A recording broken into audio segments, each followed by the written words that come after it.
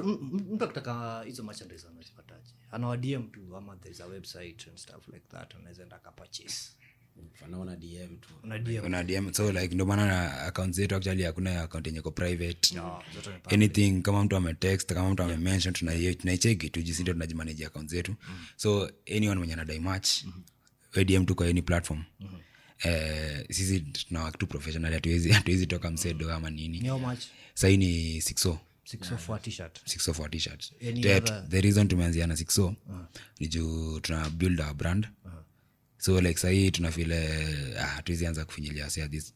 Actually sahi hatumake any profits ya merchandise, but maybe tutaanza kunini baadaye, but for now like tunafeel like hii mwaka tumepewa chance ya kuchukua merchandise tu.